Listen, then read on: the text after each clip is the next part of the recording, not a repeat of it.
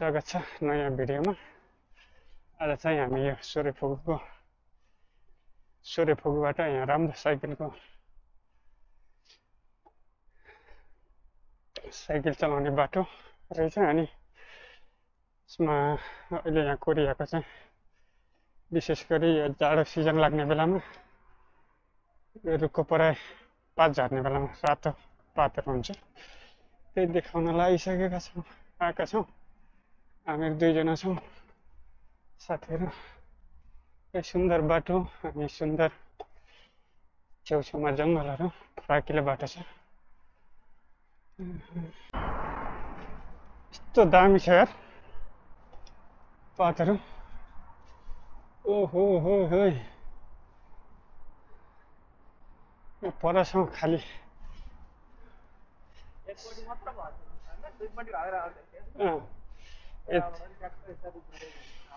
यतातिर अलिक थोरै रहेछ कि, त्यही पनि राम्रै देखिएको छ। यत्तिको मान्नै पर्छ होइन। धेरै लामो छ यार यो त उसम्मै जान्छ क्या, इन्सन थेखोङसम्मै जान्छ यो रुट। इन्सन थेखोङ अस्ति गएको थियौँ नि, त्यहाँसम्म पुग्छ यो रुट, माथि नै पुग्छ।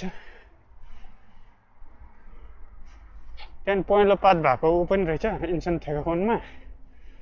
अस्ति हरियै थियो कि हामी जाने बेलामा, त्यो हिजो पुरा पहेँलै भइसकेको थियो कि, अब झर्छ होला चाहिँ। यस्तो रातो भएको छ यता पनि।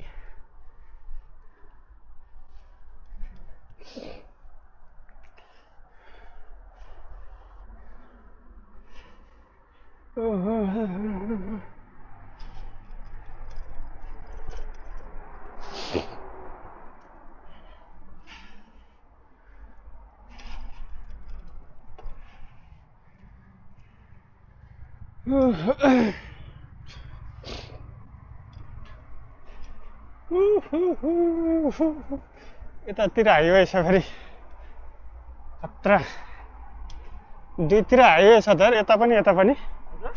यता पनि हाइवे छ, यता पनि हाइवे छ क्या, दुईतिर गाडी पुरा।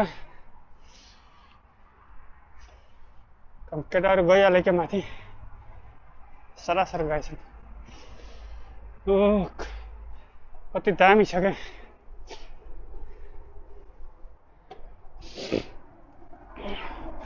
भिडियो बनाउँदैछन् काकाले। यहाँनिर दामी देखेछ है, फोटो खिच्ने हो। साथीहरू यहाँ फोटो खिच्यो, एकदमै सुन्दर ठाउँ छ यहाँ। अब हामी तरै माथिसम्म जान्छौँ, त्यसपछि फर्किने पर्ला। 4 पनि बजिसकेको छ। फेरि गएर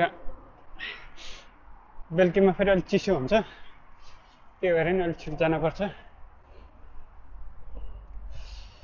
ओहो हो हो, शीतल छ यार।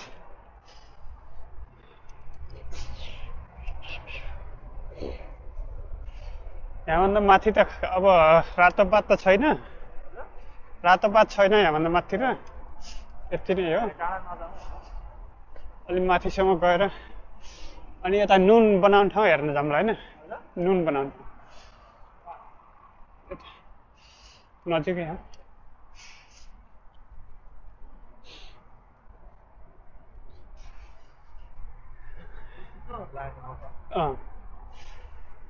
फर्किमै यहीँबाट, फर्किमै यतैबाट माथि न। अलि राम्रो त्यही हो।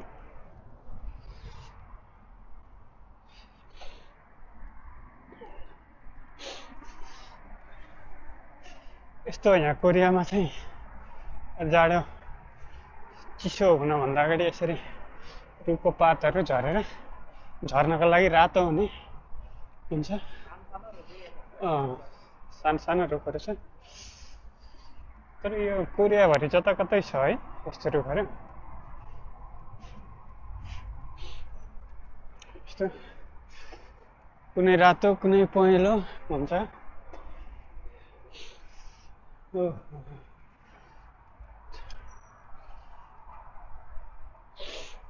कस्तो एकैचोटि रातो हुने क्या यहाँको रुखहरू।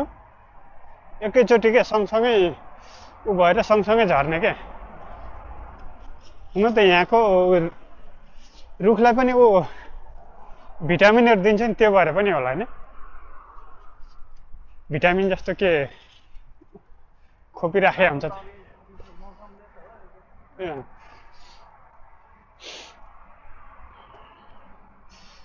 दामी छ अरे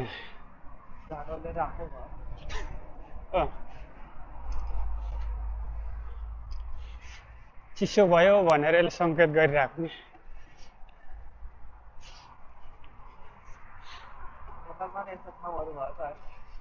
नेपालमा नेपालमा त अहिले झर्दैन नि पात अहिले झर्दैन नि पात अलिक ढिलो झर्छ क्या कहाँ नेपालमा यस्तो ठाउँ हुने भने त पैसा नतिरी घुम्नै दिन्नन्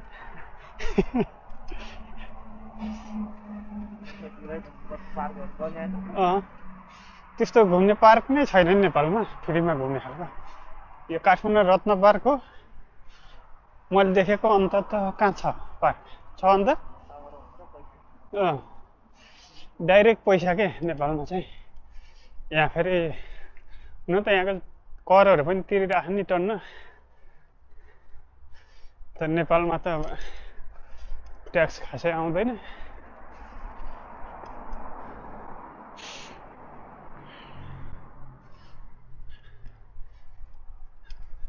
सानसानो रुखहरू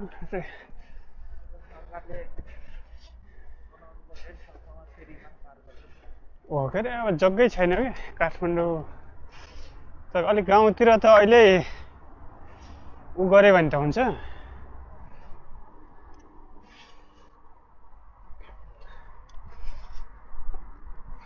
अहिले बुद्धि पुऱ्याएर ठाउँ ओगटिराख्यो भने त पछिको लागि हुन्छ नत्र सब पर्सनल जग्गा छ सरकारले अब त्यो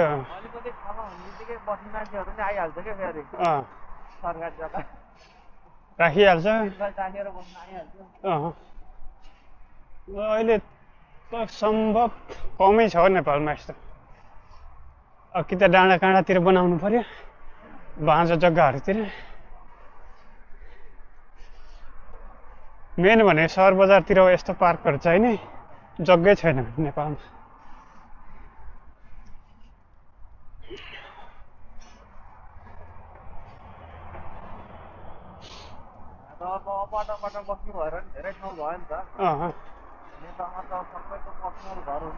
पर्सनल एक तला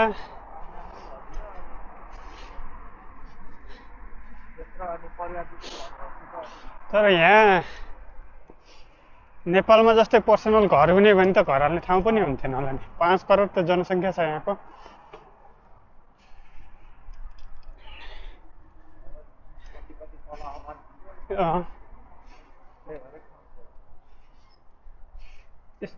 अपार्टहरू भयो नि जग्गा बच्चा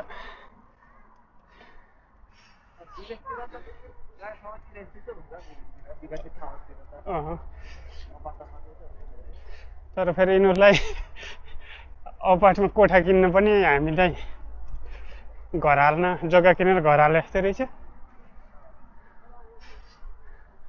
कत्रो महँगो पर्दो रहेछ नि अपार्ट त्यो फ्ल्याट किन्नु पर्यो छोइ नसक्ने यहाँ कति थुप्रो लाग्दो रहेछ अपार्ट किन्न पनि के घरै हाले जस्तो के जग्गा किनेर घरै हाले जस्तो खर्च लाग्ने सायद नेपालमा भन्दा धेरै महँगो हो यार यहाँको कुरा सुन्दाखेरि क्या यिनीहरूको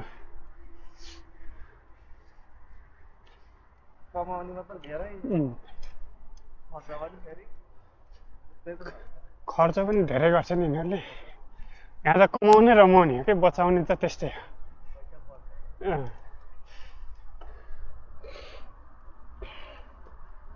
यति काम गर्दा त पैसा यत्रो खर्च हुन्छ भने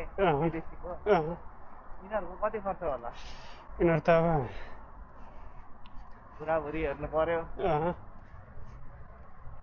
सबै यिनीहरूले कति खर्च हुन्छ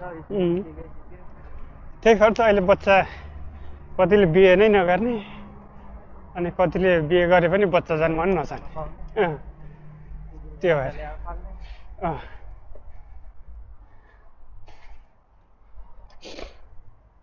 यो साइकल त जोताएको थिएछ यहाँ फेरि अनसनतिर बच्चाले आएर फेरि बच्चाले त यता जाम त बच्चाले त हेर्दैन यहाँ त होइन